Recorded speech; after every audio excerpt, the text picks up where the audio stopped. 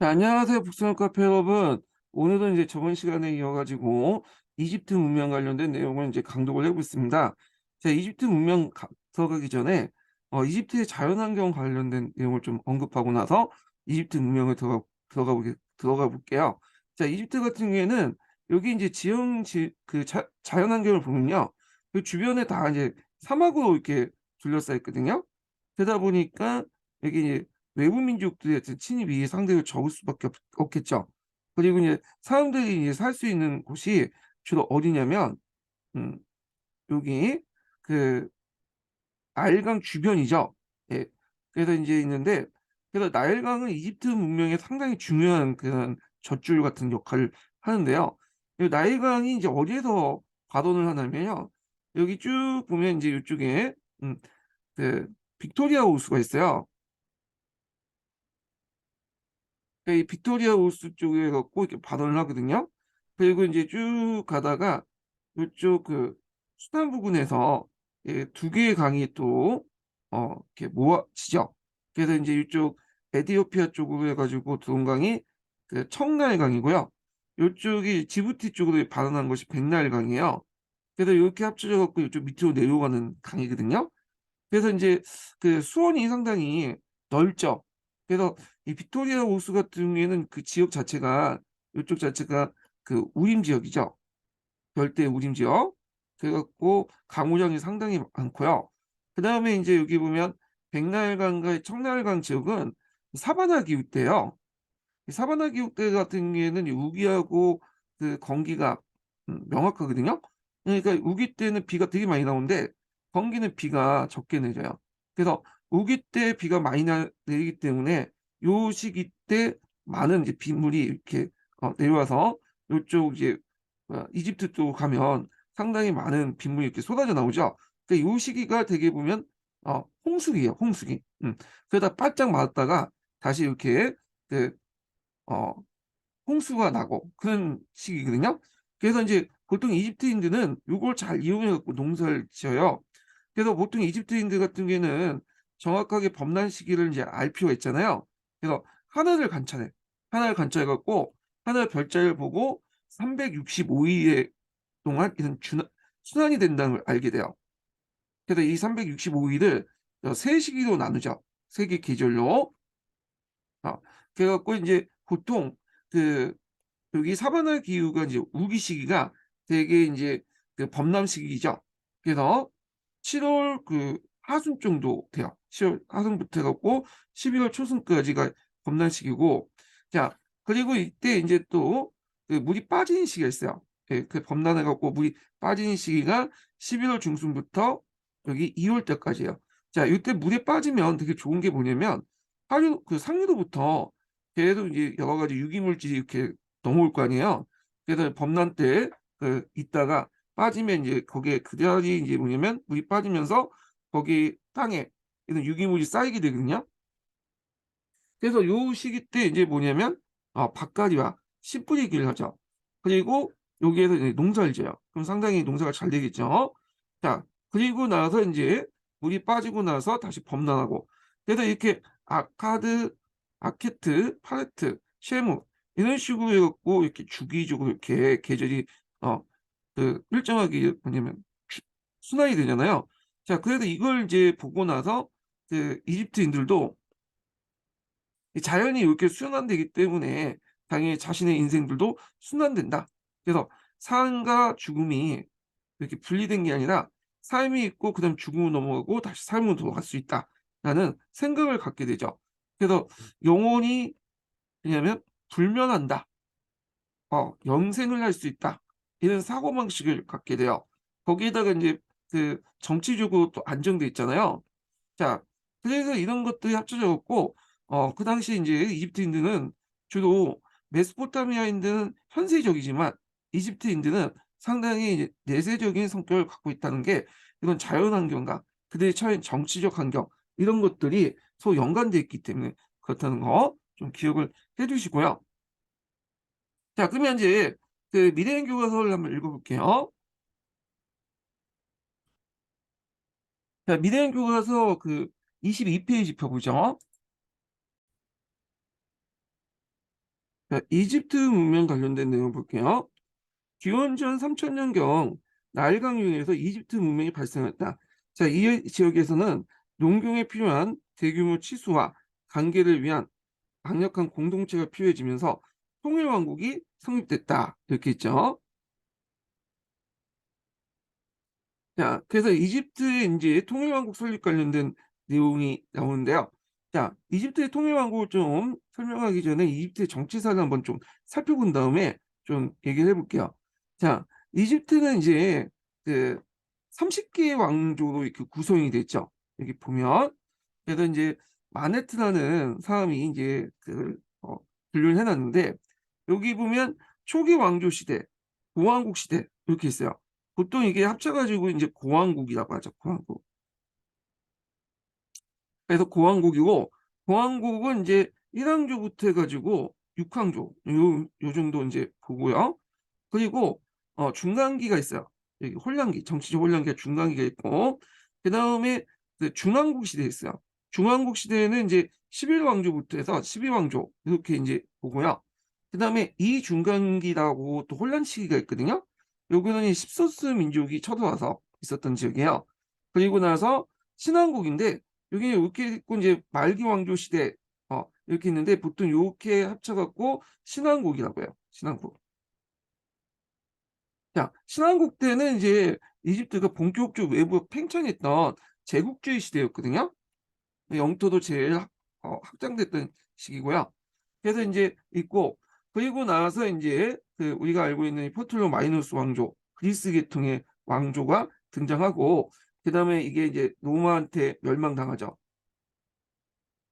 그래서 이렇게 이제 고왕국, 중왕국, 신왕국 그리고 중간에 고왕국에서 중왕국 넘어가기 전에 제1중간기 그 다음에 이제 중왕국에서 신왕국 넘어가게 제2중간기 이렇게 이제 구성이 됐다는 걸 보시면 될 것 같고요. 여기 이제 보시면 알겠지만 대개 보면 이 고왕국 때 영토는 요 정도예요. 요 정도고 중왕국 때 영토는 좀 커졌죠. 네. 그리고 신왕국 때 영토는 여기까지 팽창을 해요. 그래서 점점 영토를 확장시켜 나갔다는 것 좀 기억을 해두시면 될 것 같아요. 자, 그래서 이집트 같은 경우에는 초창기 때는 조그만 도시국가들이 등장을 하죠. 그래서 이런 도시국가들이 이제 형성되는데 이런 도시국가들을 이제 보통 노메스라고 하죠. 노메스. 예. 그래서 노메스라는 도시국가들이 여기 그 이집트 나일강 쪽으로 해갖고 쭉 직결돼 있었어요. 그래서 이런 것들은 이제 하나 통일할 필요가 있잖아요. 그래가지고 이때 통일한 왕조가 등장했는데 보통 이집트에 이제 보면 요 아래쪽을 이제 하왕조라고 하고 요쪽이 상류 쪽을 이제 상왕조라고 해요. 두 개 왕조로 통일됐고 결국에 이 상왕조에서 그 메네스라는 사람이 여기를 통일했죠. 수도가 이제 고왕국 때는 요 멤피스예요. 멤피스. 예. 그래서 요 멤피스가 여기 위치해 있는데 그래서 멤피스를 기준으로 해서 있고 요쪽이 하이집트. 그 다음에 이쪽 위가 상이집트. 이렇게 부르거든요. 여기가 상류, 여기가 하류 이렇게 봐요. 그래서 상이집트나 하이집트를 통합하는 방식으로 제1왕조가 만들어지죠. 예. 그리고 나서 이제 이렇게 만들어지고요.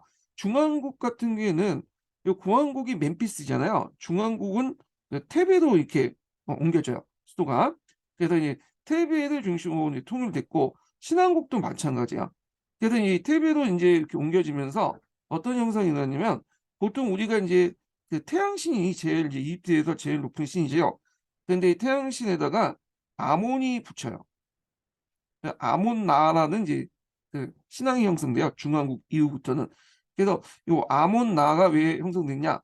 나는 이제 전국적인 신이죠. 태양신이고 요 아몬은 원래는 테베의 지역신이었어요. 근데 테베가 이제 전국 패권을 장악하면서 요 나 신앙과 자기 신앙을 테베 신앙을 결합을 시킨 거야.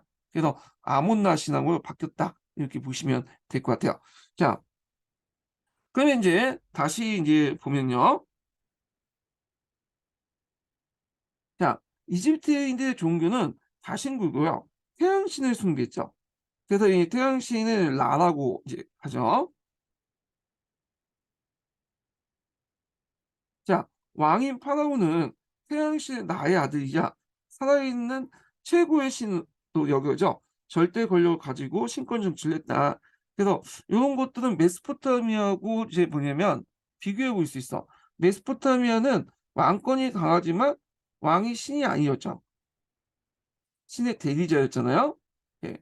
그것은 이제 이집트 같은 경우에는 예전에도 말했지만 외부의 침입이 상대적으로 별로 없었기 때문에 왕권이 강하기 때문에 이런 형상들이 나타난 거죠.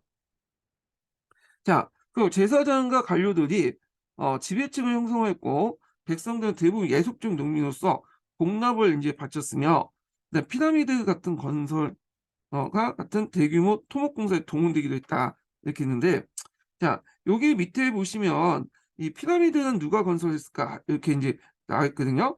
자, 근데 이제 요거 이제 보기 전에 우리가 피라미드를 건설할 때 막대한 이제 노동력을 동원해 갖고 강제로 동원해 가지고 한 것처럼 생각하지만 꼭 그런 건 아니에요. 자발적인 측면도 상당히 강했다는 거야. 그리고 나름대로 월급도 줬어요. 맥주도 주고 보리도 주고 그러면서 이제 얘기를 동원했는데 우리가 이제 보통 피라미드 하면 기재 그 피라미드가 있죠. 여기 보시면 큰 피라미드가 있잖아요. 그리고 그 앞에 스핑크스가 있고. 자, 이런 기재 피라미드는 세 개가 있어요. 쿠프, 하프라, 어, 메키우라 이렇게 있죠. 이 라라는 것은 이제 태양신을 의미한 거죠. 근데 이제 요게 이제 모든 그 중앙국 신왕국 때 있었던 이제 피라미드는 아니고요. 이런 거대한 피라미드는 고왕국 때 만들어졌어요. 고왕국 때. 그래서 이제 좀 약간 부연 설명하면 보통 이제 피라미드 같은 경우에는 그 사망조 때부터 이제 조금씩 그 원형이 나타나거든요. 보통 계단식 피라미드가 등장을 하게 되고 사왕조 때 우리가 알고 있는 기재에 있는 그큰 피라미드가 등장해요. 자, 그래서 이제 요거는 이제 백성들이 자발적으로 만들었다고 보고 있어요. 그 이유는 뭐냐면 피라미드 시대 때 공화국 때는 사후에 완전한 연생을 얻을 수 있는 것은 파라오밖에 없다고 생각했어요. 그래서 이제 신하나 백성들은 내세에도 왕에게 봉사하면서 연생을 얻을 수 있다고 생각했기 때문에 왕이 죽을 때 묻힌 그 피라미드에 가갖고 열심히 뭐냐면 노력 봉사한 거죠. 그래서 그 대가로 이제 이런 영생을 얻을 수 있고 그 다음에 현실적으로 이제 뭐냐면 맥주라든지 오리라든지 밀 이런 것들을 이제 얻을 수 있는 거야. 그래서 우리가 생각하는 것처럼 뭐 노예를 동원해 갖고 채찍질해서 이제 이걸 만들었다. 이렇게 생각하시면 안 되고요. 그 당시에는 자발적으로 했다 이렇게 보시면 돼요. 근데 이제 공화국 이후부터는 더 이상 피라미드가 건설되지 않아요.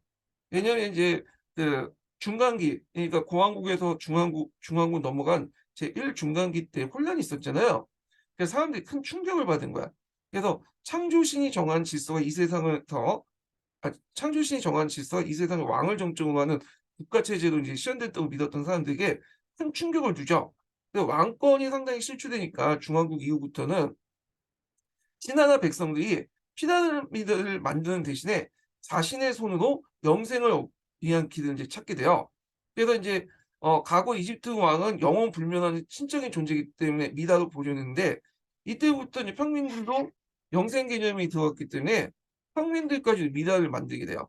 그리고 무덤 속에 이제 사자의 손을 집어넣거나 그래서 오시리스의 재판을 받을 때 도움이 된다고 해서 집어넣죠. 그래서 이제 그 중앙국 이후부터는 일반 평민들도 미나라든지 사자의 성 이런 것들을 만드는데 이런 것들은 이제 영생의 주체가 바뀌어졌다 이렇게 보시면 돼요. 그러니까 공화국 때는 그 왕이 많이 주체를 영생할 수 있고 다른 사람들은 왕의 어떤 그 죽음의 삶을 도와줄 때 영생을 얻을 수 있지만 중왕국 이후부터 왕권이 실추되면서 모든 사람들이 영생을 얻는다고 생각을 했고 그러면서 너도 나도 이제 미나나 사자의 선을 만들기 시작했다. 이렇게 보시면 돼요. 그러면 이후의 왕들은 어떻게 이제 붙였을까요? 이후의 왕들은 이제 주로 중왕국 이후부터는 그 왕릉의 고개가 있어요. 왕릉의 계곡. 그 왕릉의 계곡에 가갖고 거기에 이제 뭐냐면 무덤을 만들어 가지고 이렇게 들어갔죠. 그래서 이때 이제 이런 이유도 이제 왕권의 실추도 있지만 이렇게 크게 만들면 이게 도굴의 대상이 되거든요. 그러니까 이제 몰래 몰래 이제 뭐냐면 왕릉에 계급 가서 이제 무덤 만든 다음에 지도새도 모르게 거기에 묻히고 거기에 이제 참여했던 어 봉사에 참여했던 사람들 다 죽여버린 거죠. 자, 이런 식으로 이제 해가지고 이렇게 바뀌어졌다 이렇게 보시면 될 것 같아요. 예. 자, 그러면 이제 다시 이제 돌아서 볼게요. 그러면 이제 피라미드는 누가 건설했을까 이렇게 좀 볼게요. 자, 이 피라미드에 대한 기록은 헤로도토스 역사에 나와요. 역사. 근데 이제 헤로도토스 역사에 나온 기록은 이게 이제 그 당시 만들어진 이 거대한 그 피라미드를 직접 보고 만든 건 아니겠죠. 이 사람이 이제 뭐냐면 그 태어날 때는 요거 만들어진 그 시기가 이제 한참 뒤에 태어난 거죠. 1000년 이후에 태어났기 때문에 실제 헤로도트스는 들은 얘기를 가지고 적어 놓은 거예요. 예, 그럼 내용을 볼게요. 자, 헤로도트스의 역사에 따르면 이집트의 기자의 피라미드는 10만 명이 3개월 교대로 20일 동안 일에 완성했다고 한다. 최근 연구 성과에 따르면 피라미드 건설엔 노예만 아니라 보수를 받은 노동자들도 참여한 것으로 보인다. 자, 이러한 사실은 노동자들이 야영지 흔적이나 태베 근처 근방에 발견된 노동자 생활 유적지를 통해서 확인할 수 있다. 그래서 측량사, 제도공, 그다음에 공학자, 목수, 채석공은 물론 석재를 옮겨서 공사 현장에 쌓아놓은 단순 노동자에게도 숙식을 제공하고 노동의 대가를 주었다. 자, 서기들이 기록한 결석자 명단을 따르면 노동자들이 작업에 빠지는 경우가 많았는데 감독관과 싸워서 며칠 동안 일을 나가지 않아 부인에게 바가지를 긁히고 결국 일을 나왔다는 투덜거린 기록도 발견된다. 뭐 이런 내용도 있고요. 자, 그 다음에 이제 요 내용을 또 볼게요. 자, 이집트는 기원전 7세기 때 아시아까지 정복할 때까지 이민족의 침입을 거의 받지 않다가 공화국, 중화국, 신왕국에 이루어지는 통일국가로 오랫동안 유지될 수 있었다. 앞에서 이제 얘기를 했죠. 총 30개의 왕조로 구성됐다. 이렇게 보시면 될 것 같아요. 자, 그래서 이러한 안전 속에 이집트인들은 사후 세계에 관심을 갖게 되었고, 그래서 내세적인 성격을 갖고 있죠. 자, 인간의 생사 또한 반복된다는 영혼 불면의 사상을 가지고 있었다. 예.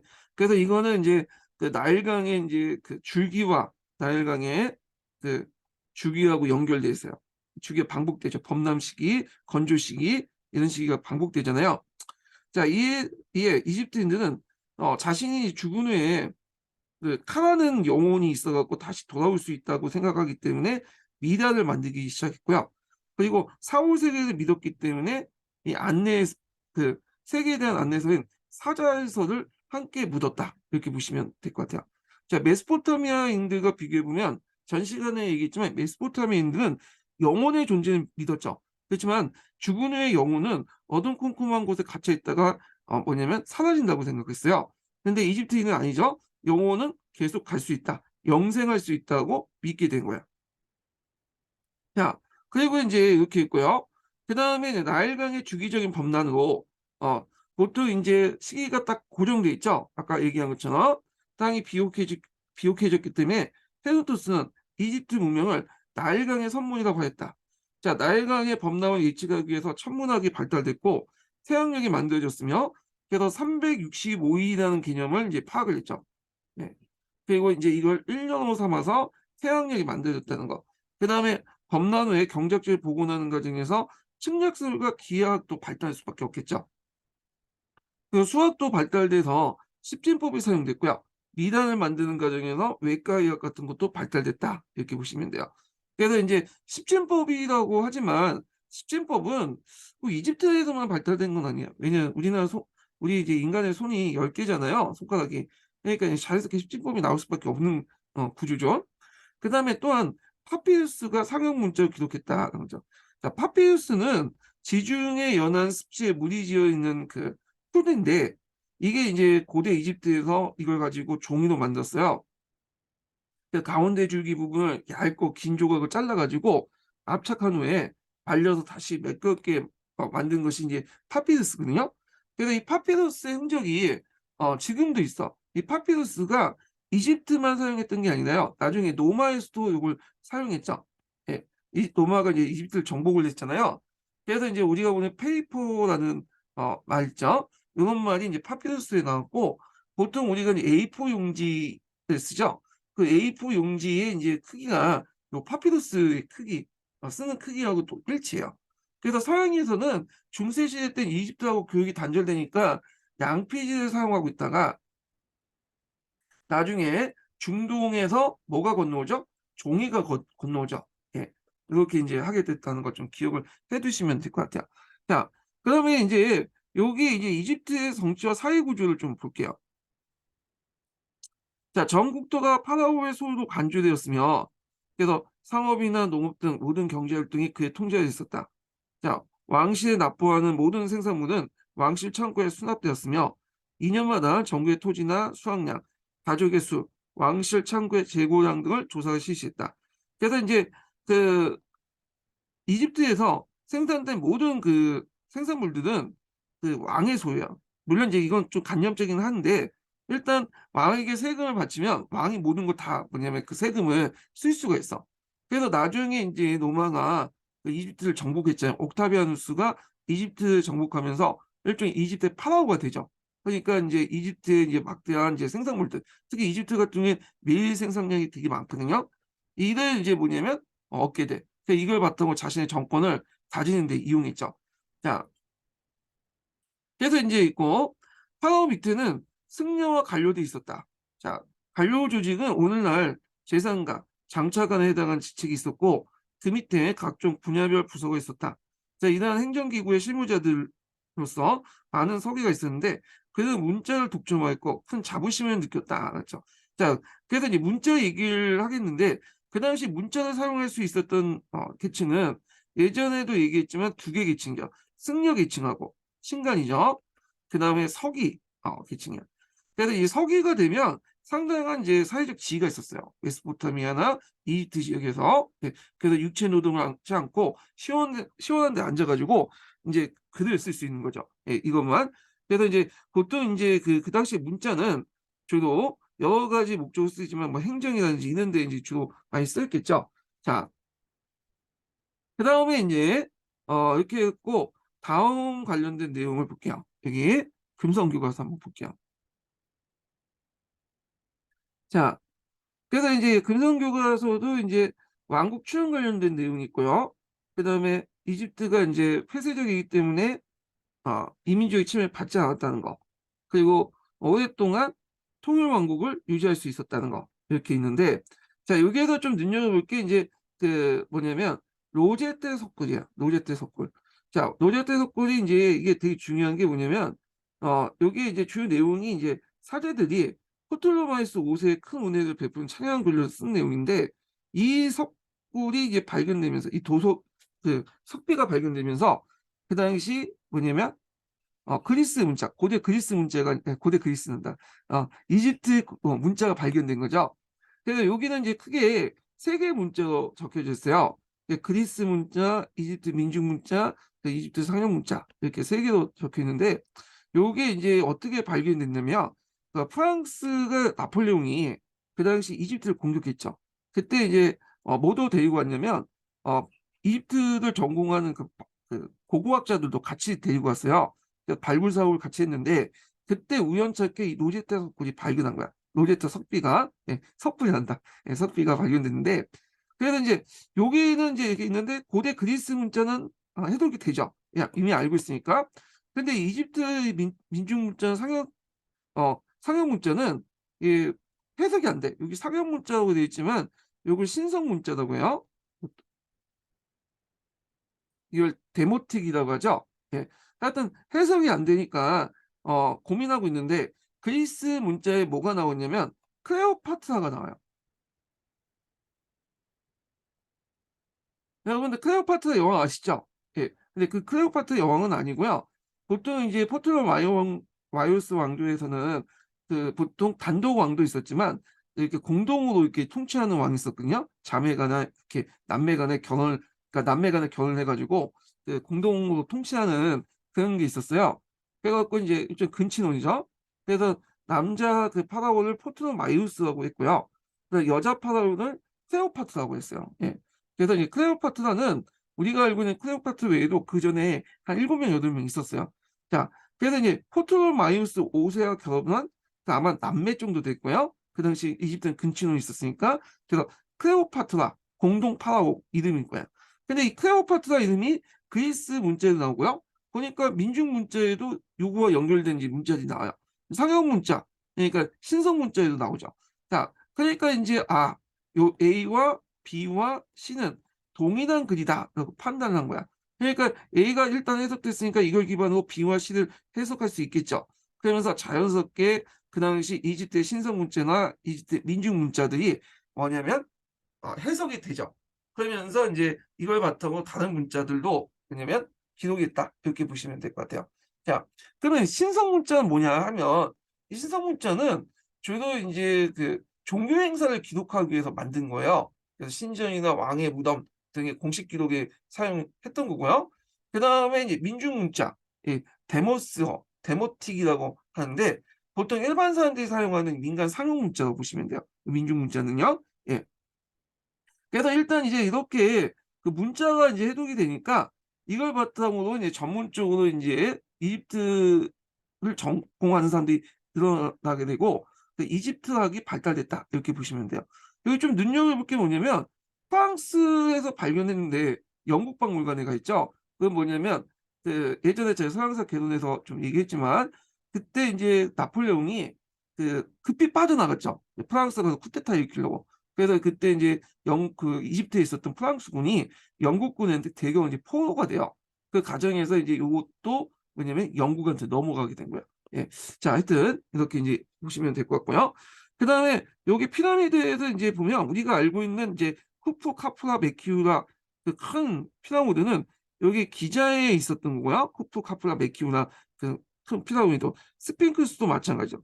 그렇지만 중왕국 이후부터는 그 뭐냐면 피라미드가 이제 이런 거대한 피라미드가 아니라 왕가의 계곡에 가서 그 뭐냐면 여기 알지도 못하는 곳에 이제 파묻혀 가지고 이제 이렇게 무덤을 만들게 돼요. 자, 그래서 이제 이렇게 있는 거 보시면 될 것 같고, 자, 그리고 이제 그 옆에 보면 노스 상원이 있어요. 여기 보면.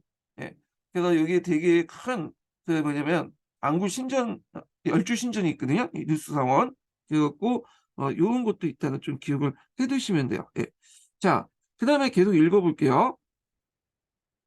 그다음에 이제 여기 보면 이집트 파라오에 관련된 내용이 있고요. 그다음에 이제 여기 보면 마지막 단락 보면 이집트인들의 어떤 종교관하고 자연과 관련된 내용이 있죠. 그래서 이거는 앞에서 언급했던 거니까 좀 넘어가고요. 그래서 나일강 주변에 파피루스 종이를 만들어서 상형 문자에 기록했다는 거. 천문학이 발달됐고 이런 것들이 사용됐고 기하학이 이제 등장했다. 그래서 강이 범람 후에 농지를 다시 구획함으로써 이 과정에 측량수가 기하학이 발달됐다. 이런 게 있고요. 자, 나일강 범람 시기인데 앞에서 말한 것처럼 이집트는 그 범람 시기가 일정하죠. 그래서 앞에는 청나일강과 백나일강의 그 지역, 그 당시 이제 그 지역에서 어, 우기가 있을 때 이제 범람을 하는데 요 시기를 아케트라고 하고 물이 빠져서 농사를 짓는 시기를 파레트라고 해요. 그 다음에 건조한 기를 세모라고 하는데 요게 이제 이집트는 우리가 생각 봄, 가을, 겨울 네 계절 나는데 이집트는 이렇게 세 개의 계절로 나눠요. 그래서 이제 이 범람 시기를 정확히 하려면 천문학을 통해서 알 수 있어. 별의 이동이나 이런 걸 통해서 위치를 통해서 알 수 있고 그걸 이제 계산하는 과정에서 수학이 발달되고요. 365일이라는 개념도 등장해서 1년이라는 개념을 나타나고 그 다음에 그 또 매년 또 농지를 측량하죠. 범람하고 나서 물러나면 농지가 이제 흩어질 거 아니에요. 그러면서 이렇게 자연스럽게 이제 뭐냐면 도형과 공간 연관, 기하학도 발전되고요. 자, 피라미드 만드는 과정에서 이런 것도 기하학도 발달 계기가 되죠. 자, 그래서 이제 이런 내용들 좀 기억을 해주시고요. 그 밑에만 좀 읽어볼게요. 그래서 나일강의 범람 시기를 정확히 알기 위해서 매년 태양과 벌들의 움직임을 관찰했다. 자, 이 과정에서 시간과 계절이나 개념을 알아냈고 지구가 태양의 주위를 한 바퀴 도는 걸리는 시간이 365일이라는 사실을 처음 계산했다. 1년의 개념을 이제 처음 알게 됐다. 이렇게 보시면 될 것 같아요. 자, 그래서 이제 이런 내용도 있고 그 밑에 보면 이제 유물로 본 메소포타미아 이집트 문명의 사람들 있는데 그 전에 했던 이제 길가메시 서사시 내용이 있으니까 한번 읽어보시고요. 그다음에 요 밑에 이제 사자에서가 있죠. 그 오시리스가 여기 와서 이제 죽은 자들 재판하는 그 내용이 있어요. 읽어보시면 될 것 같고, 그리고 이제 오시리스가 재판할 때 죽은 사람들이 이제 자신이 얼마큼 깨끗이 살았는 걸 증명을 해야 되잖아요. 그래서 이제 사자에서 죽은 자의 편지를 이렇게 집어넣어. 그래서 이제 오시리스가 이 사람이 이제 뭐냐면 재판할 때 저울을 이게 딱 달거든요. 저울 달아서 죽은 자의 그 뭐냐면 심장을 끄네요. 여기 깃털을 이제 놔. 그래서 만약에 죽은 자의 심장이 깃털보다 뭐냐면 그 무거우면 이 사람 제일 많이 죽은 거야. 근데 이 사람이 이제 깃털이 보다 이 심장이 가벼우면 이 사람이 뭐냐면 제일 안 진 거죠. 이 깃털 그래서 심장이란 거는 그 사람이 살아온 이제 양심을 의미한 거죠. 근데 물리적으로 이렇게 말이 되진 않을 것 같은데 자 그렇다는 거고. 자, 그 다음에 이제 여기 보면 네파티티라고 또 부르는 왕비 무덤 벽화가 있는데 요건 나중에 얘기했지만 아르마나 그 뭐냐면 미술하고 관련돼 있어요.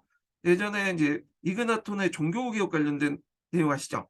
요 할 때 이그나토의 부인이 이 네파티티예요. 네파탈이라고 또 하죠. 그래서 하여튼 이 네파티티인데 자, 이 사람이 이제 뭐냐면 개혁을 했는데 그때 그 미술 아마르나 미술이라고 해요. 사실주의 미술이라고 이제 하는데 요거는 좀 나중에 좀 얘기를 할게요. 서양사 개론 읽을 때 하겠습니다. 그래서 이제 예전에 한번 기초에 문제 나왔죠. 이그나트 종교개혁 관련된 내용이요. 자, 그래서 이제 이렇게 있고 그 다음에 그 비상교과서 한번 읽어볼게요. 지상교과서도 뭐 거의 비슷비슷하죠. 여기 앞에 이제 이집트 문명의 어떤 그 자연적 지형하고 그로 인해서 이제 뭐냐면 통일국가가 오랫동안 지속되었다. 그 내용이 있고요. 그 다음에 이집트 왕 파라오에 이제 관련된 내용이 있고, 그 다음에 그 밑에 보면 이제 그 이집트 사회 경제, 사회나 이제, 이집트 종교나 그 과학과 관련된 내용인데 거의 비슷비슷해요. 그 내용이. 예. 그래서 미단을 만드는 이유에 대해서 이제 좀 자세히 설명되어 있는데 요것만 한번 읽어볼게요. 자, 이집트인들은 인간의 죽음은 육체와 영혼이 분리된 것이고 분리된 영혼은 세상을 떠돌다가 다시 자신의 육체로 되돌아온다고 믿었다. 그런데 영혼이 돌아올 때 육체가 썩어 있다면 영혼과 육체가 결합될 수 없으므로 이집트인들은 시신이 썩지 않도록 미단을 만들었다는 거죠. 그 앞에서 제가 미단을 얘기를 했죠. 이 미단은 공왕국 시대 때는 파라오만 만들었죠. 파라오만이 영생의 주체잖아요. 그래서 파라오만 만들었는데 중왕국 이후부터는 일반민들도 만들어요. 일반민들도. 예. 그래서 여기 있고 그다음에 그 밑에 보면 이제 공왕국, 중왕국, 신왕국의 영토 경계 과정, 변화 과정을 좀 보시면 될 것 같고요. 자, 그다음에 이제 이집트 나일강과 이집트인 해가지고 이제 있는데 한번 여기 쭉 읽어보시면 될 것 같아요. 뭐 생활 관련된 내용이 있고 자연과학 발달 관련된 내용이 있는데 요것만 한번 좀 볼게요. 자, 이집트인들은 나일강의 범람 시기를 알기 위해서 태양과 별의 움직임을 관측했다. 자, 이 과정에서 달력이 만들었는데 이때 달력은 태양력이죠. 이 태양력은 예전에 한번 시험 문제 나왔어요. 자, 그래서 태양력이 로마로 가서 율리우스력이 되고요. 이걸 쭉 다듬은 것이 뭐냐면 오늘날 그레고리력이죠. 그래서 오늘날 달력의 기원이 됐던 것이 이집트 태양력이다. 이렇게 보면 돼요.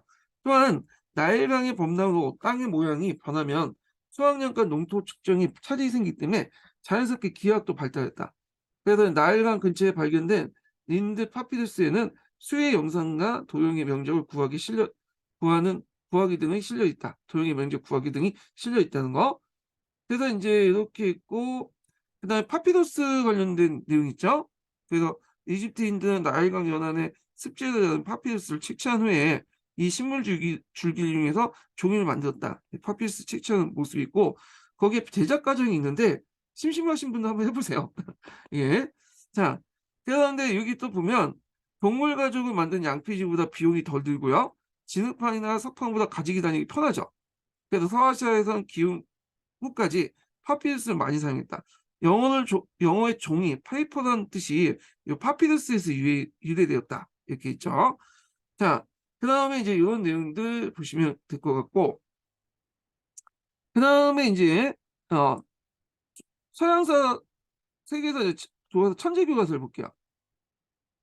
자, 헤로도스 역사에 관련된 나일강이 이제 선문이다. 이집트의 나는 나일강의 선문이다. 이렇게 이제 있고, 자, 거기 밑에 이제 이집트 문명 관련된 내용이 있는데, 이거 비슷하죠? 여기 뭐 이집트 환경이 나오고, 그 다음에 이런 내용도 있고요. 여기 좀 약간 더 설명한 것이 보왕국의 수도가 멤피스고요. 그 다음에 신왕국의 수도가 테베다. 네. 그래서 중왕국 때부터 테베가 수도였다 보면 돼. 신왕국하고 중왕국 때부터. 네. 그리고 이제 신왕국이 시소스인을 몰아내고 이집트 번역을 해보겠다는 건 나중에 좀 얘기하고요.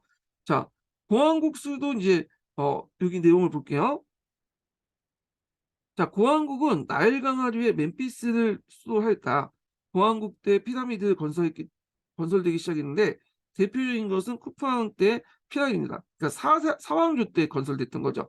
중왕국 때는 수도 테베로 옮겼지만 시소스인이 받으며 쇠퇴했다. 이렇게 했죠.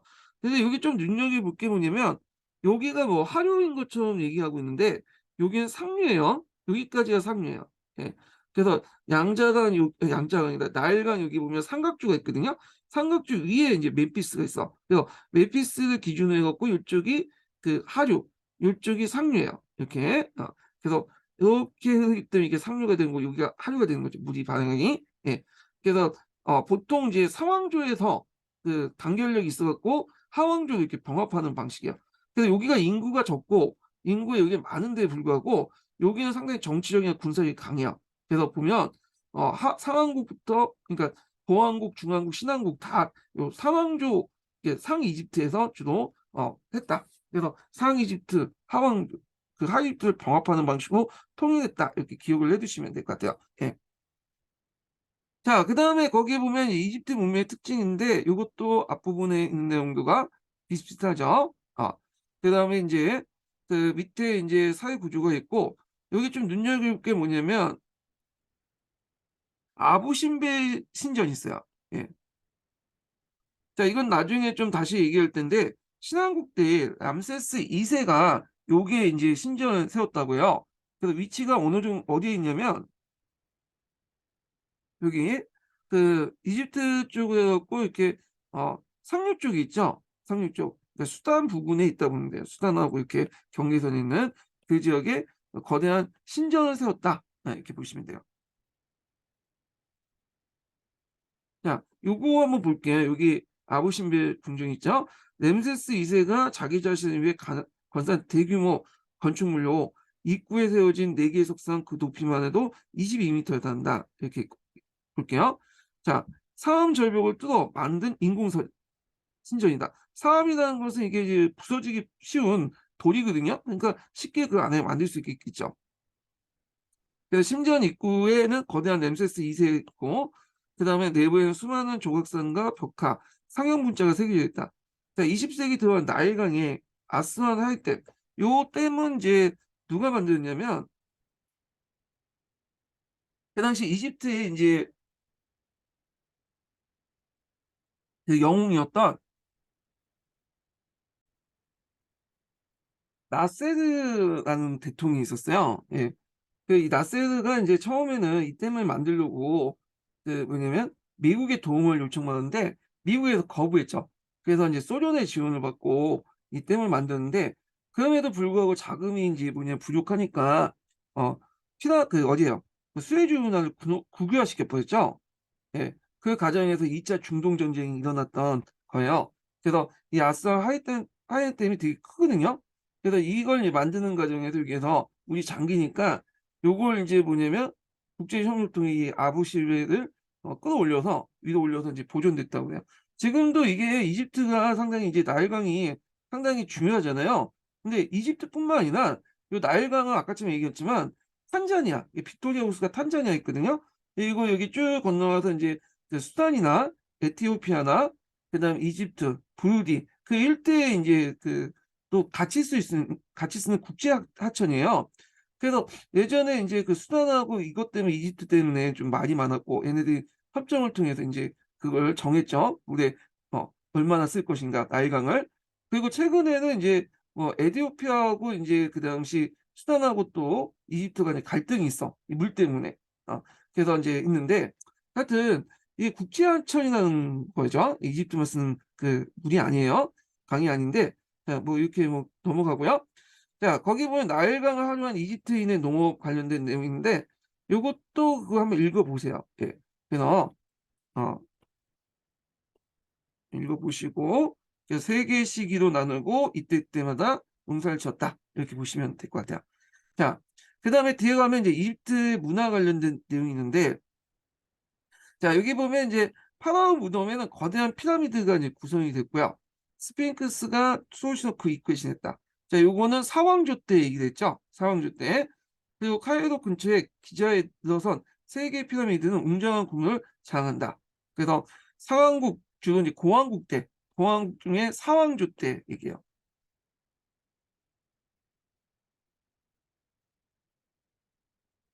그리고 이제 그 밑에 보면 이제 그 이집트 문명 관련된 이제 자연과학이나 뭐 발달, 뭐 과학기술 이런 것들이 나와 있고요. 읽어보시면 될 것 같고 사자율소에 관련된 내용이 있어요. 그래서 이것도 한번 읽어보시면 될 것 같고요. 그 다음에 이제 여기 보면 오시리스라는 사람이 있어요. 이게 이제 저승사자인데 이 오시리스에 대한 그 이집트 신화가 있어. 네, 이것만 한번 또 볼게요. 자, 이 오시리스 신화에서 볼 수 있는 게 영원 불면하고 사후세계를 믿었다는 것이거든요. 그래서 이제 옆에 있는 길가메시 서사시하고는 좀 다르죠. 비교해 볼 수가 있어. 자, 그 오시리스는 쌍둥이 누이 이시스와 결혼했다. 여기에서 이제 알 수 있듯이 이제 근친혼이 행해졌어. 근친혼. 이거는 후에도 계속 되거든요.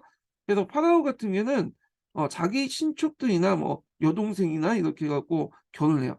그 이유는 이제 뭐냐면 그러니까 여동생 누나 이렇게 결혼하는데 친누나고 이렇게 결혼함으로써 권력을 다른 그 핏줄한테 뺏기지 않으려고 했다는 설이 제일 유력하거든요. 그러니까 자기들끼리만 권력을 나눠 먹으려고 하는데 이거는 뭐 이집트뿐만 아니라 거기 유럽에 보면 합스부르크가도 있죠. 합스부르크가도 자신들의 권력이나 영토를 뺏기지 않게 해서 근친혼을 많이 하죠. 근데 근친혼의 문제점 많이 아시죠? 예, 여러 가지 이제 뭐냐면 열등인자들이 계속 발현되기 때문에 이게 상태가 안 좋죠. 대가 자주 끊기고 오는데 하여튼 그 뭐야? 한번 읽어볼게요. 자, 오시스는 쌍둥이 누이 이시스와 결혼하여 이집트를 훌륭히 통치했다. 그의 동생 세트는 오시스를 질투한 나머지 깨를 내어 그를 살해한 후 간을 나일강에 흘려보냈다. 자, 남편을 잃은 이시스는 그 당시 이제 페니키아까지 찾아가 오시리스의 시신을 찾아 이집트를 도왔다. 그러자 세트는 오시시, 오시리스의 시신을 갈기갈기 찢어 나일강에 다시 뿌렸다. 자, 이시스는 가진 고생 끝에 오시리스의 이제 뭐냐면 시신 대부분을 찾은 후 미라를 만들어 부활시켰다. 자, 여기에서 이제 뭐냐면 영혼 불멸 내용이 나오죠. 자, 그래서 이제 오시스와 이시스의 사이에 태어난 아들 호루스는 세트에서 이집트 왕이 되었다. 근데 이 호루스는 전설적인 인물이고 실제로 고고학적으로 이 사람 메네스라고 있어요. 그래서 이랑조의 창시자죠. 이 사람은 이제 상 이집트 왕이었다가 그 밑에 하이집트를 통합을 하죠. 그래서 이제 그 했다는 거. 자, 그래서 이제 이런 내용들 이제 파악을 해두시고요. 그 다음에 이제 관련돼 가지고 이제 서양사 개론을 볼게요. 예전에 한번 그 서양사 개론 또는 서양사 총론에 나와 있는 이그나톤 개혁이 나왔기 때문에 이 이게 이그나트 관련된 개혁이 나오기 때문에 볼 필요 있어요. 그래서 좀 여기 서양사 개론과 서양사 총론에 보면 이집트 관련된 내용이 좀 있거든요. 그래서 요걸 한번 보겠습니다. 예. 자, 여기 보면 나일 강변의 이제 신석기 사회가 문명 단계 발전된 것은 기원전 5천년기부터 4천년기 겹쳐서이다. 그래서 선왕조기라고 부르는 이 시기는 나일강의 토템 시족들이 총락들을 도시로 성장하고 이 도시를 중심으로 그리스는 노멘스라고 부르는 지역적 단합이 일어났다. 그러니까 폴리스와 비슷한 도시 국가들이 등장했는데 여기는 이제 왕조 이전에 도시국가시기 때문에 선왕조기라고 불려요. 그래서 이러한 노메스가 이제 뭐냐면 합쳐져 상하 양왕 왕국이 형성되었고 기원전 3천년경이 지나갈 무렵에 상왕국 메네스 왕에 의해서 뭐냐면 통일 왕국이 설립되었다. 근데 이제 메네스 왕을 포기한 초기 왕조는 아직도 반전설적인 존재에 지나지 않았고요. 그다음에 이제 이집트 역사가 확산된 것은 삼왕조부터 시작된 고왕국식이다 이렇게 보죠. 그래서 보통 이제 초기 왕조 국가들 따로 분류를 하지만 여기 고왕국에 붙여가지고 같이 이제 넓게 고왕국을 해석하고 이제 그 해석할 수도 있죠. 그래서 아까쯤에 제가 시기 구분할 때 그 얘기를 했고요. 자, 멤피스를 이제 뭐냐면 수도로 한 공화국 시대는 이집트의 발전 기업 번영의 시기였다. 그래서 이제 지금도 보는 사람들이 놀래게 기재의 거대한 피라미드는 이 사왕국 시기 때 이제 건설된 것으로서 당시 파라오의 절대적인 권력과 국력을 번영을 상징했다. 이렇게 있죠. 자, 그런데 공화국도 말기의 혼란 상태에 빠지게 되고요. 그것이 이제 다시 수습되어 건고한 통일이 있는 것이 11왕조다. 이렇게 있는데, 여기 이제 공화국 말기의 혼란 상태에 빠졌다라는 부분만 설명했고, 자세한 설명이 없죠. 자, 이걸 이제 제1차 중간기라고 해요. 그래서 내란이 일어났던 기거든요.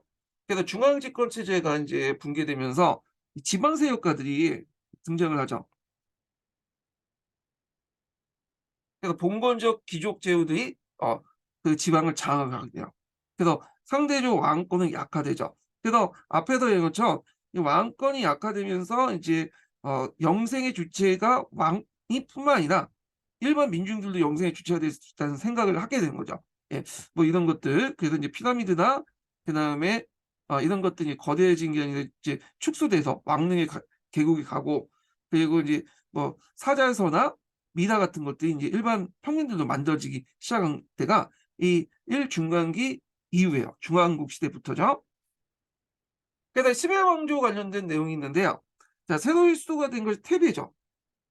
자, 테베도 이제 그 중왕국이 테베로 옮긴 중왕국도 얼마 안 되어서 소아시아로부터 침입해온 그 아시아 계통의 시소스 지배를 받게 되었다. 이렇게 되어 있거든요.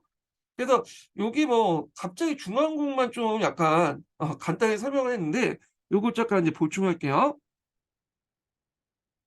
자, 중앙국은 이제 상임트의 테베를 중심으로 재통을 했고요.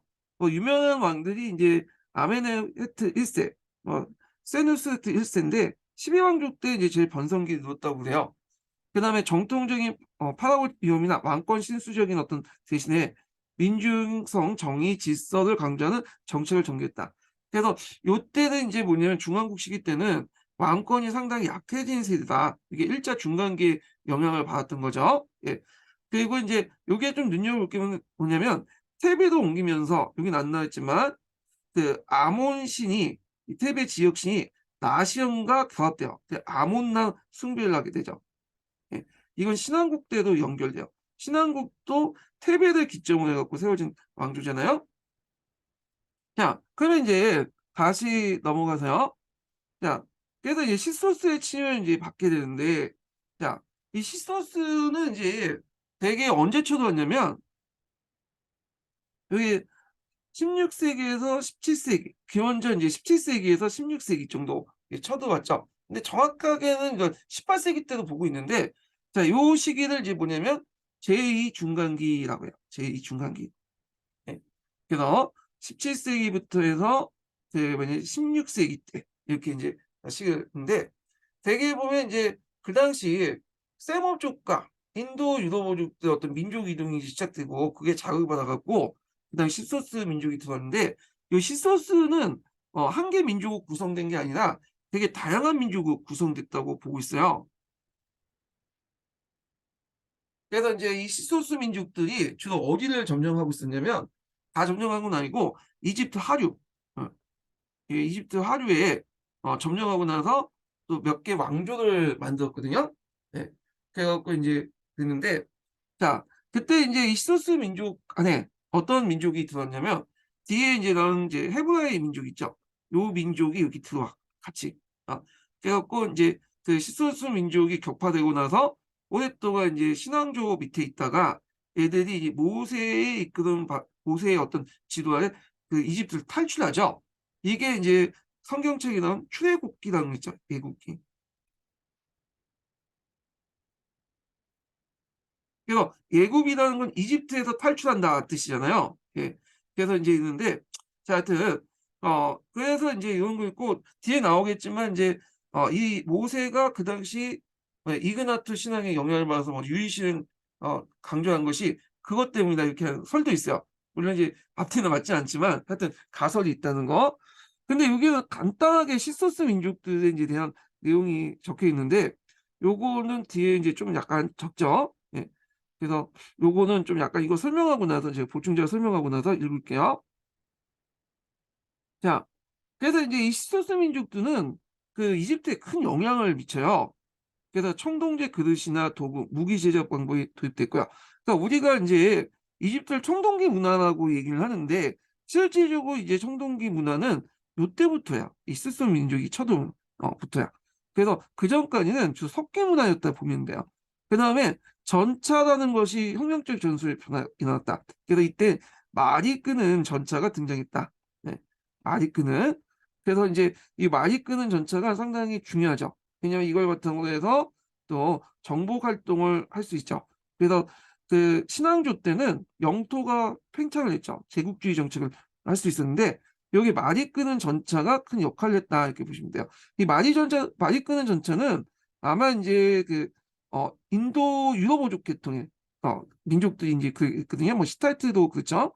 그래서 이런 것들이 있고 그래서 이거는 것들이 신한국의 제국주의 정책의 군사적 바탕이 되었다 이렇게 보시면 될 것 같아요. 자, 또 시소스인들조차도 이집트 문명을 수용했고, 그리고 14왕조에서 17왕조까지 애들이 살았어요. 예.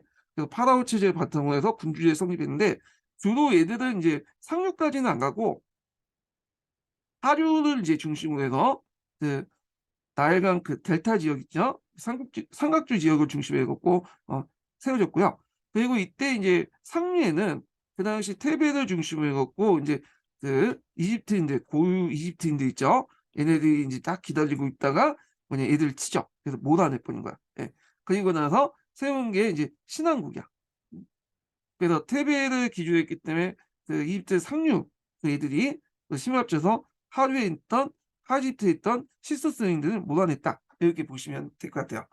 자, 그러면 이제 다시 이제 좀 보면요.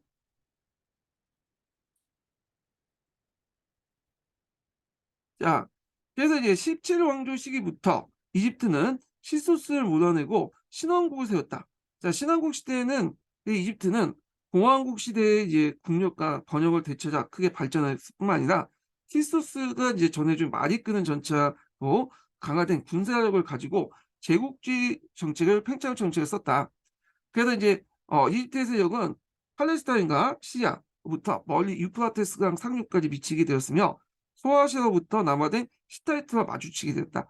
그래서 이제 이 히타이트와 한편 또 쓰죠. 이 카데시 전투라고 있어요. 카데시 전투.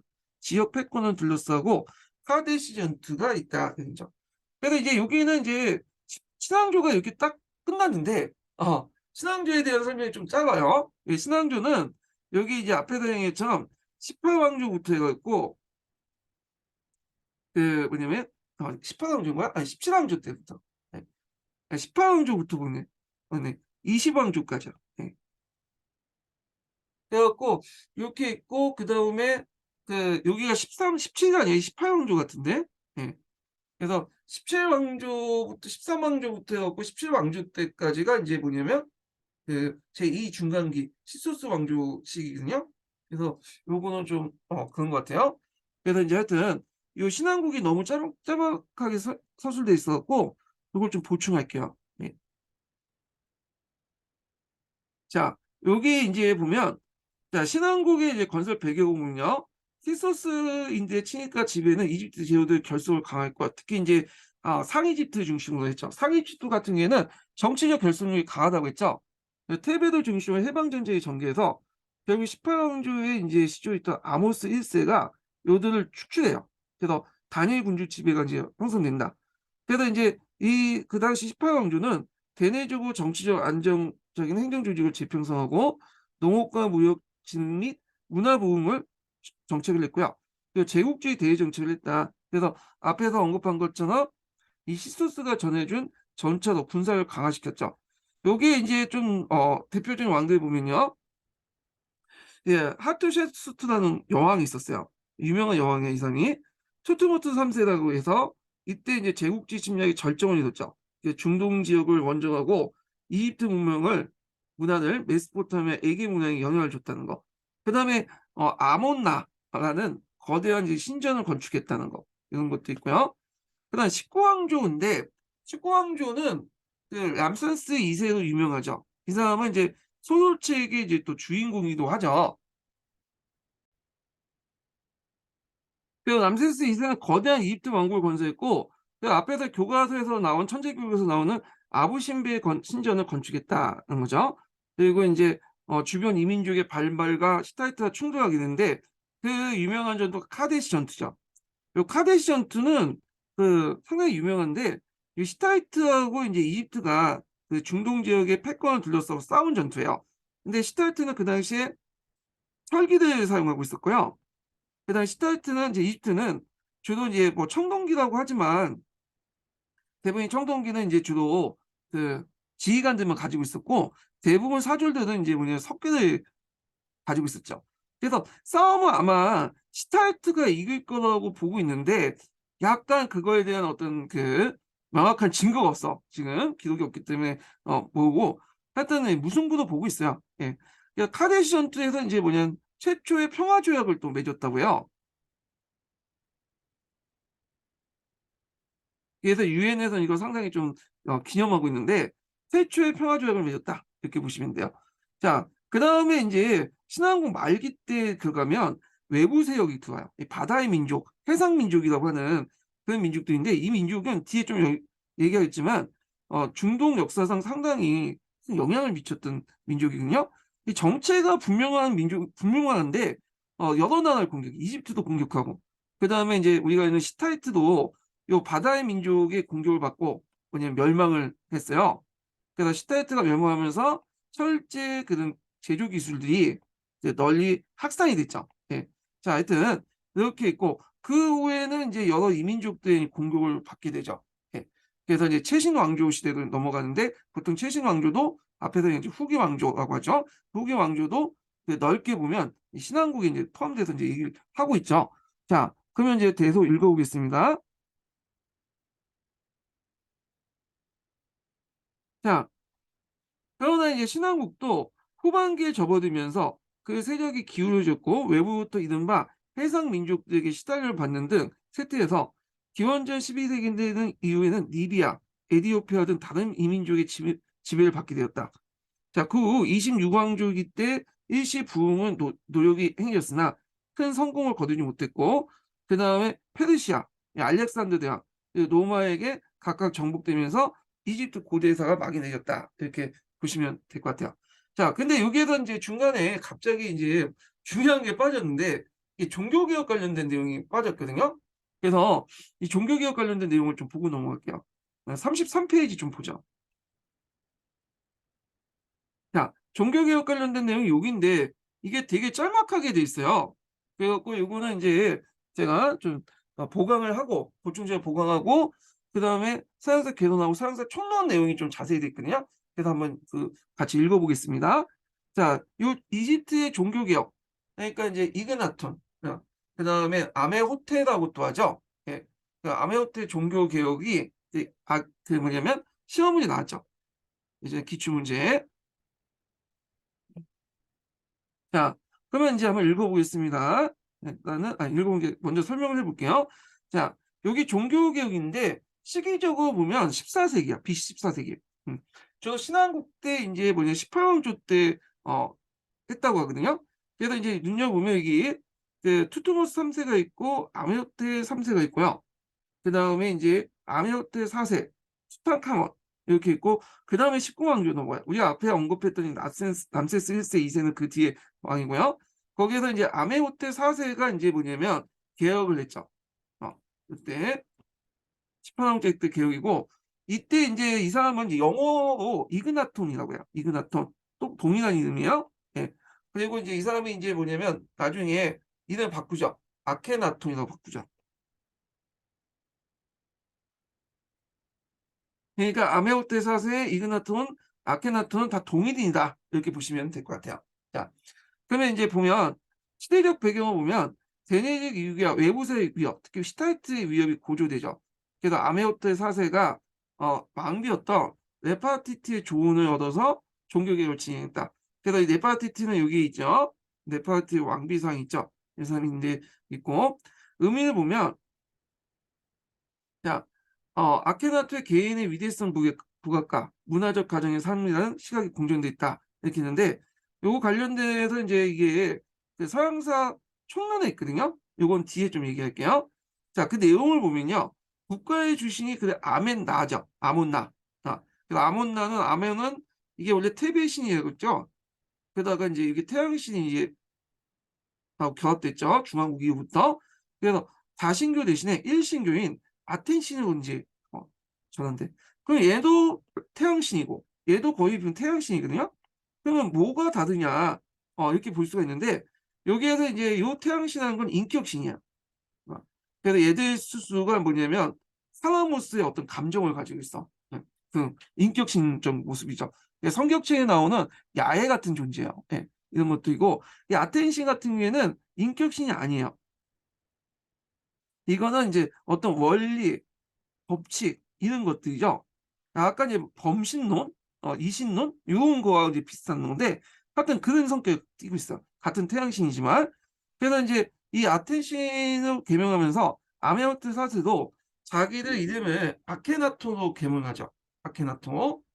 그래서 이제 그 아케나토, 아텐신을 기쁘게 한다라는 뜻으로 개명을 해. 그리고 이제 예전의 신들을 숭배를 금지하고요. 신전 파괴, 사제 추병. 이게. 그러니까 이제 이게 일신교이기 때문에 당연히 이제 다른 신을 믿지 못하게 하는 거잖아요. 그런 측면에서 본 거고. 이거 테베를 수도를 어디로 옮기냐면 아케탄테로 옮겨요. 아케탄테. 아케탄테도 이제 그 아테네 영광스럽게 하는 땅, 뭐 이런 뜻이겠죠. 근데 이걸 이제 뭐냐면 그 영어로 아메르나 그 당시 하는데 아메르나는 그 당시 이제 텔이라고 아메르나 텔이 있어요. 텔 예전에 얘기했죠. 그래서 요런 그 텔의 이름에서 따왔다고 그래요. 영어 명식에서. 그래서 요 시기 때 미술을 아메르나 혁명, 아메르나 미술이라고 하거든요. 그래서 아케탄톤, 그러니까 아메르나로 이제 이전을 했고요. 그래서 여기에서 아테신을 위한 거대한 신전을 건설했다. 그래서 이제 이때 그 했던 것들이 아메르나 미술이 탄생인데 요 미술의 특징이 뭐냐면 이 새로운 신 아테를 숭배하는 과정에서 새로운 의식과 미술 양식이 등장했다. 그러니까 철저한 어떤 이제 뭐냐면 사실주의에 입각한 것들이 창출됐다는 거. 그러니까 예전에 이제 신들 보면 그 이게 상당히 초자연적이고 상당히 신비적이고 이렇게 이제 했고 파라오의 모습도 신이기 때문에 초자연적인 신비적이고 아주 그렇게 이제 만들어놨거든요. 그런데 이제 여기 그 아마나미스 같은 경우는 사실주의이기 때문에 파라오나 파라오 부인이나 되게 인간적으로 묘사를 해. 네. 그래서 이제 상당히 있고 왜냐하면 자기 신이 아니기 때문에 그래서 이제 일상적인 모습들도 보이고요. 그래서 이게 항상 이제 뭐 종전에 그 예술 양식하고 다른 거죠. 신비적이고 종교적이고 뭔가 초자연적이고 그런 모습 대신에 매우 일상적인 모습이나 인간적인 모습을 그려냈다. 그래서 사실주의적 양식에 의해서 그려졌고 그래서 그 사실주의 양식에 의해서 만들어진 것이 네파티티 왕비상이에요. 예. 이게 그래서 이것도 아마르나 미술의 대표적인 작품 중에 하나죠. 예. 그래서 이제 이런 것들을 보시면 될 것 같아요. 그러나 이제 이 아메호테는 그 개혁은 결국 실패했죠. 왜냐하면 일신교적인 종교가 이집트의 정통과 맞지가 않아. 이게 다신교잖아. 그래서 그의 이제 후계자였던 투탕카멘 어린 왕으로 이제 즉위했거든요. 자기 스스로 했던 것보다는 이제 압력에 밀려가지고 한 것 같은데 그래서 아몬 나의 신앙으로 회복을 하게 돼요. 예. 그래서 베코스토도 이제 다시 예전에 또 바뀌고요. 자, 그래서 뭐 이렇게 이제 보시면 될 것 같고요. 그럼 관련된 내용을 좀 보겠습니다. 요거 보기 전에 인증번호 알려드릴게요. 인증번호는 89번입니다. 예, 인증번호 89번이에요. 자, 그러면 이제 한번 보겠습니다. 서양사 개론을 한번 읽어보자. 자, 여기 보면 이집트의 종교 사상은 매우 특이한 지위를 차지하고 있는 것은 파라오가 아메호테 4세이다. 어, 차지하고 있는 파라오가 아메호테 4세다. 자, 그는 역사상 그 최초의 이상주의적 종교 개혁가로서 제대 다신교를 폐지하고 태양신 아톰을 숭배하는 네, 윤리적 일신교를 만들어 이들 넓히려고 했다. 네, 이렇게 했죠. 자, 여기 보면 아톰이라고 하는데 이거 아톰은 아마 이제 영어식 이름이에요. 그래서 아케탄테라고 보시면 돼요. 네, 동일한 그 신 이름이에요. 그래서 이제 그냥 스스로 이그나토를 이라고 개명하고, 자, 이그나토는 이제 아메오테가 이제 개명한 이름인데 이것도 영어식 이름이죠. 영어식인데 원래 이제 아케탄테라고 하죠. 아케탄테, 아케나톤이라고 하죠. 아켄을 즐겁게 하다라는 뜻이죠. 이그나토는 아마 영어식 이름일 거예요. 수도를 테베에서 아마르나, 이 아마르나도 이제 그 지명 명임이 아케탄텐이요. 아케탄테. 그래서 이제 영어식 이게 표현이 그대로 있어갖고 예, 동일한 거라고 보시면 돼요. 자, 옮겼으나 그의 종교는 또 실패로 그의 종교 개혁은 실패하여 당대 끝나고 말았다. 뭐 그 내용이에요. 근데 이 부분 짤막하게 되어 있고요. 서양사 총론이 좀 자세히 되어 있어요. 한번 읽어볼게요. 자, 서양사 총론 몇 페이지를 보시냐면요. 어, 여기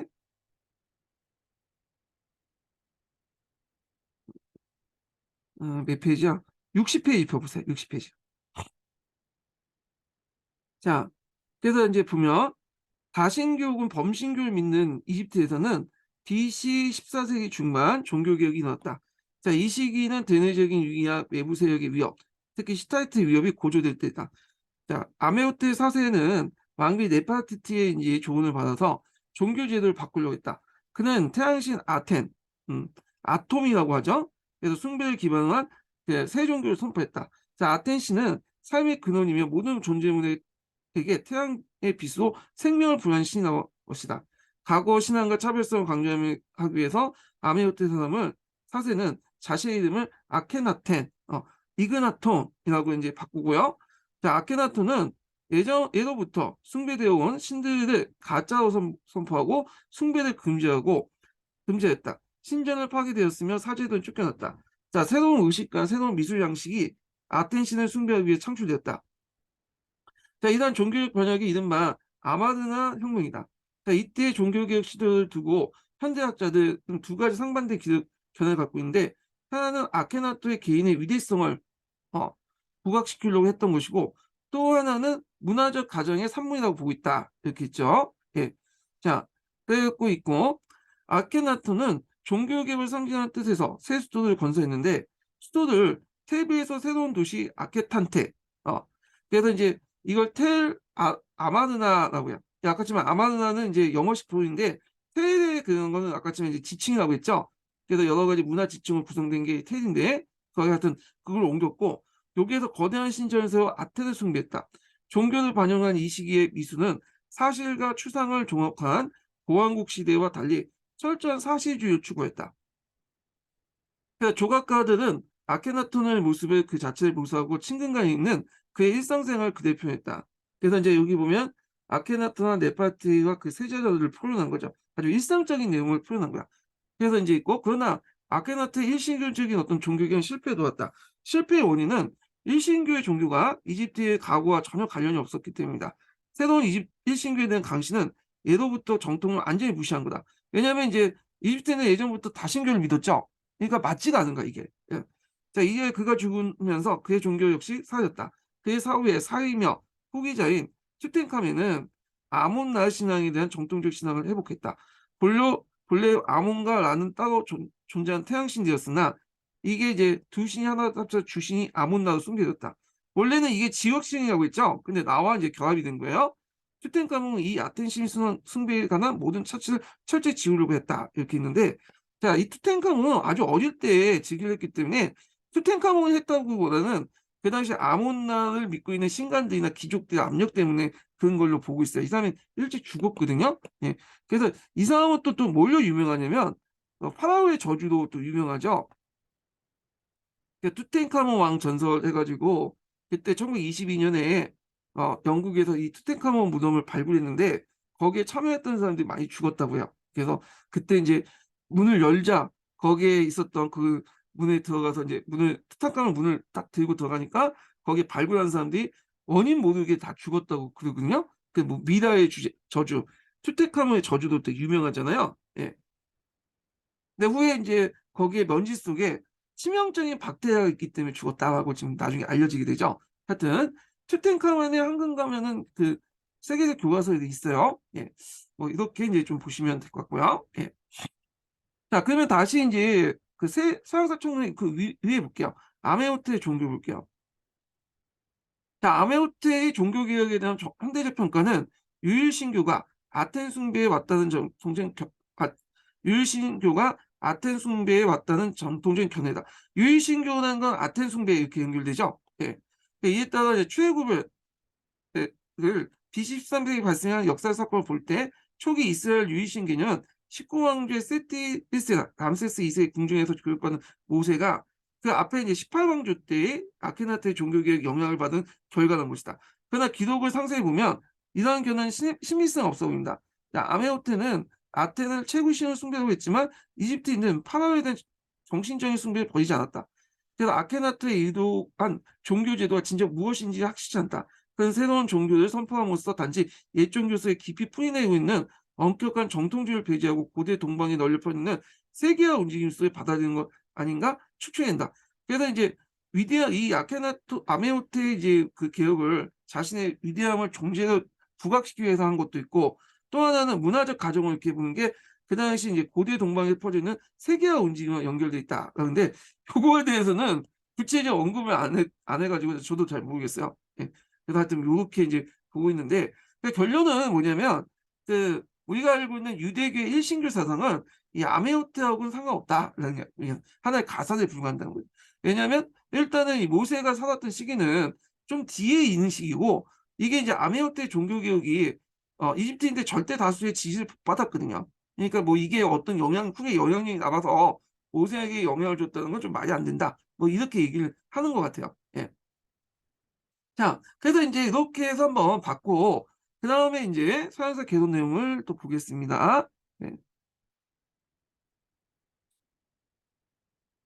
자, 여기 보면 이제 그 정치와 사회 구조와 관련된 내용이 있거든요. 근데 앞에 이제 교과서에 있는 내용도 거의 비슷해가지고, 이거 한번 쭉 읽어가면서 이제, 부분 발췌를 할게요.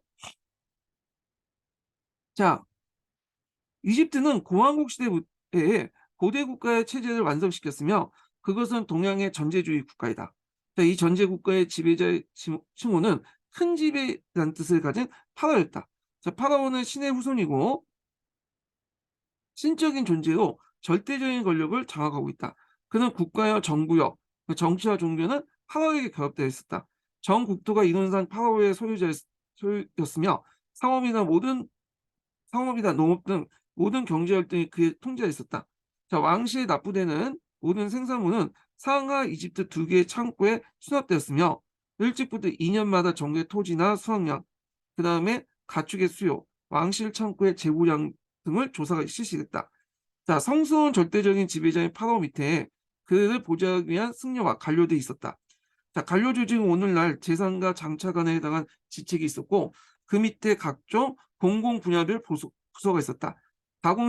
이 가공작업에는 주로 노비가 종사했으며 빵의 제조, 가마니와 쌀기줄 제조, 탈곡, 직조 등이 행해졌다. 자, 이런 행정기구 실무자로서 많은 서기가 있었는 바 그들은 문자를 독점하고 큰 자부심을 가졌으며 그 실제로 전국에 존경을 받기도 했다.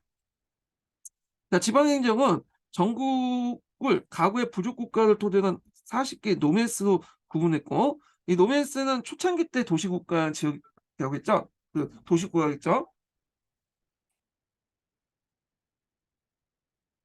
파라오가 임명한 지방장관들이 이들 간정했다. 지방장관은 강대한 영지와 스스로 궁정을 가진 지방의 호족으로서 중앙의 세력이 약화되는 경우 언제든지 독립한 지방분권적 경향이 지니고 있었다. 자, 이게 이제 포출됐던 것이 뭐냐면 제2중간기죠. 제1중간기. 그 다음에 그 중왕국 시대들. 중왕국 시대는 서양의 중세 시대하고 비슷하다고 보시면 돼요. 예. 그 다음에 그 밑에는 이제 뭐 여러 가지 이제 그 수공업 관련된 내용이 있는데 한번 그냥 보시면 되고요. 자, 그다음에 이제 피라미드 관련된 내용이 있는데 뭐 여기 밑에는 그냥 한번 쭉 읽어보세요. 문안을 보면 요 내용 첫 번째부터 볼게요. 이제 오시리스 신화 관련된 내용이 있어요. 교과서에 읽었던 내용이죠. 그래서 거기 오시리스 신화에 이제 뭐와 관련된 내용이냐면 영생과 영혼 불면, 내세 신화 이런 것들을 강조한다고 했잖아요. 자, 그러면 이집트의 종교와 관련돼서 이제 오시리스와 내용 관련된 내용 볼게요. 자, 이집트의 농경 사회나 도시는 저마다 신을 가지고 있었다.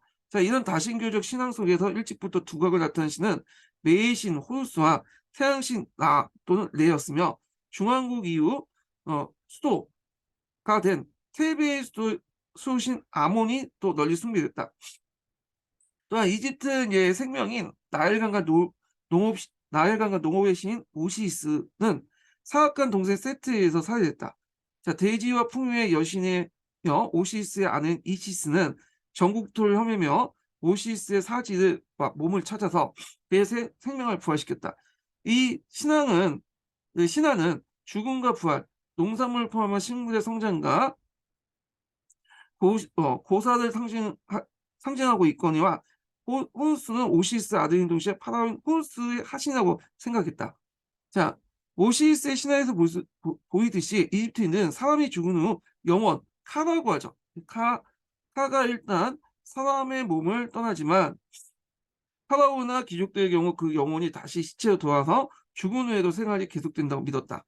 바로 이러한 신앙을 인해서 거대한 피라미드를 건조되고 영혼에 돌아올 것은 미라가 대조되었고 그 다음에 피라미드를 지킨 스핑크스가 그 옆에 세워졌다. 이렇게 있는데 자, 근데 이제 중왕국 이후부터는 미라를 만들어요. 일반 평민도. 이건 고왕국 때 얘기야. 고왕국 때. 자, 그래서 중왕국 이후부터 너무나 사람 눈에 띄고 도구이 심한 피라미드 피하고 파라오의 무덤을 사람의 눈에 띄지 않는 곳에 마련했는데 그래서 앞에서 언급했던 노스트로 근처에 있는 이른바 왕가의 골짜기에 이런 왕실 묘지가 있는 바 나중에 1922년에 그곳에 투탕카멘이 무덤도 여기에서 이제 뭐냐면 발견이 됐죠. 이게 도구이 되지 않는 무덤이야. 예. 그래서 상당히 이제 뭐냐면 중요한 역사를 같이 했는데 거기에 참가했던 사람들, 고고학자나 관련자들이 떼거지로 죽었죠. 그래서 미라의 저주니 뭐 하면서 그런 소리가 있었다. 이렇게 보시면 될 것 같아요. 자, 그 다음에 이제 이그나트 개혁 관련된 내용 있고, 그 다음에 여기는 이제 천문학 관련된 내용이거든요. 예. 그래서 이제 내용을 보면, 자, 나일강의 홍수와 이에 유전하는 강계 노읍의 필요와 자국으로 천문학과 측량술이 이제 발달됐고, 산수와 기하학이 발달됐다. 자, 이집트인들은 나일강이 매년 정기적으로 범람한 걸 관찰하고 태양력을 제정하여 사용했다. 즉 1년에 365일 잡고 늘 30일 단위로 12개월 나눠 남은 5일을 축제로 정했다. 12개월 있고 이제 계절은 3개로 나눴죠. 3개로. 한편 기하학의 발달은 거대하고 어려운 피라미드 건조와 밀접한 관계가 있다. 자, 이집트의 의술 또한 마술적 요소를 다분히 포함하면서도 경제에 대한 구체적인 관찰 입각에서 당시에 상당한 수준으로 도달했다. 자, 그 다음에 문자와 관련된 내용이 있어요. 볼게요. 자, 이집트에는 신성 문자가 알려진 그림 문자가 주로 사용됐으나 이에 행서체 내지 초서체도 있다. 그러니까 신성 문자가 이제 뭐냐 정자면 그거 갈려 쓰는 행서체도 있고 초서체가 있다고 보고 있어요. 그래서 이집트인은 나일 강변에 자라는 파피루스로 만든 종이에 갈대의 펜과 유연으로 만든 잉크를 사용하고 기록했다. 이러한 파피루스에 기록된 문학 작품으로서는 현재까지 전해져 내온 것은 별로 많지 않으나 이집트 문학이 시, 단편, 소설, 역사 등을 포함하고 있음을 짐작할 수 있다. 자, 그 다음에 이제 여기 쭉 있는데 여기는 건너뛰고 이 아마드 시대의 미술 관련된 내용이 있어요. 아까 이그나트 개혁하고 연결돼 있죠. 자, 그래서 이집트 역사상에 빛나는 한 페이지를 장식한 아마드 시대의 예술이다. 이는 종교개혁을 시도한 이그나트 시대의 예술로서 정통의 양식이나 틀을 깨어버린 생동감이 넘치는 자연주의적 경향 예술이며, 이 자연주의라는 것은 이제 일상적인 모습들을 그려낸 거다 이렇게 보시면 돼요. 초자연적인 게 아니라. 예. 그래서 이그나트 왕비의 네파티티 두 상은 앞에 제가 보여드렸죠. 그 아마르나 예수의 대표적인 걸작의 하나이다. 이렇게 보시면 돼요. 자, 그래서 이제 이렇게 해서 이제 이집트 문명 관련된 내용이 했고요. 근데 더 나가려니까 지금 진도가 시간이 좀 많이 지났네요. 그래서 다음 시간에는 지중해 연안 국가들 스타이트 이렇게 해 갖고 쭉 넘어갈게요. 페니키아, 헤브라이 뭐 이렇게 해서 진행을 하겠습니다. 네, 오늘 강의 그냥 수고하셨고요. 다음 주에 뵙겠습니다.